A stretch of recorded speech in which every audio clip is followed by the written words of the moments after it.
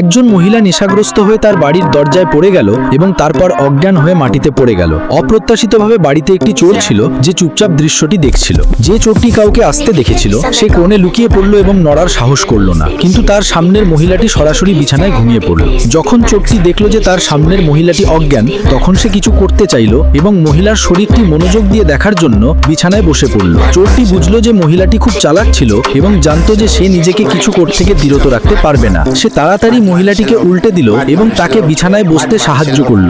মহিলার শরীর আরো উন্মুক্ত হয়ে গেল। চোরটি মহিলার পোশাক খুলতে চাইল, কিন্তু সে আশা করেনি যে মহিলাটি সবথেকে গুরুত্বপূর্ণ মুহূর্তে তার চোখ খুলবে। চোরটি দ্রুত পিছনে লুকিয়ে পড়ল। জানা গেল যে মহিলাটি হঠাৎ জেগে উঠেছিল এবং তার একটু অস্বস্তি হচ্ছিল। সে সরাসরি তার পোশাক খুলে দিল এবং ঠান্ডা স্নান করতে চাইল। চোরটি শুধু মহিলাকে চুপচাপ বাথরুমে প্রবেশ করতে এবং বাথরুমের দরজার কাছে আসতে দেখল। সে মহিলাকে তার অশ্লীল দৃষ্টি দিয়ে দেখল। চোরটি পরিষ্কার দেখতে পেল মহিলাটি ধীরে ধীরে বাথরুম থেকে বাইরে চলে গেল, কিন্তু স্নানের পরও মহিলাটি উঠল না, বরং শীঘ্রই আবার অজ্ঞান হয়ে গেল। চোরটি মহিলাকে আবার বিছানায় শুইয়ে দিল, কিন্তু অপ্রত্যাশিতভাবে মহিলাটি হঠাৎ জেগে উঠল এবং তার অন্তর্বাসও তুলে ধরল। অন্তর্বাস পেয়ে চোরটি নিজেকে উঠতে বাধা দিতে পারল না, কিন্তু হঠাৎ বিছানায় অজ্ঞান হয়ে গেল। জানা গেল যে মহিলাটি আগেই চোরটিকে খুঁজে পেয়েছিল এবং তাকে কিছু মাদক দ্রব্য দিয়েছিল, যার কারণে চোরটি এতটাই পাগল হয়ে গিয়েছিল।